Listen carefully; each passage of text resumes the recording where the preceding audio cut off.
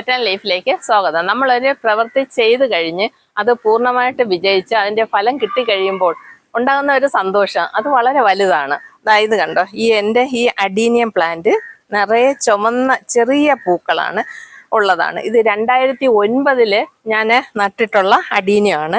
ഇതിൻ്റെ കോഡക്സ് ഒരു 5-6 വർഷം കഴിഞ്ഞപ്പോൾ കോഡക്സ് അങ്ങ് പൂർണ്ണമായിട്ട് അഴുകിപ്പോയി. ഞാൻ അതിനെ മൊത്തം വെളിയിലെടുത്ത് കളഞ്ഞ് അതിനകത്ത് സാഫ് എല്ലാം തേച്ച് അയയിൽ തുണിയൊക്കെ ഉണക്കാൻ ഇടൂലേ, അതുപോലെ അയലിട്ട് 3-4 ദിവസം ഉണക്കി അതിന് ശേഷം വീണ്ടും നട്ടതാണ്. അതാ നോക്കിക്കാൻ അതിന് കോഡക്സ് ഒന്നും ഇല്ല.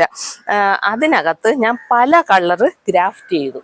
പലപ്പോഴായിട്ടാണ് ഇതിലെ വേറെ കളറിലുള്ള പൂക്കൾ കാണുന്നത്. അപ്പം ഇന്ന് നോക്കിയപ്പം ഈ ചുമന്ന പൂക്കളുടെ കൂട്ടത്തിൽ തന്നെ നോക്കിക്കേ യെല്ലോ കളറിലുള്ള പൂവും കൂടെ വിരിഞ്ഞു.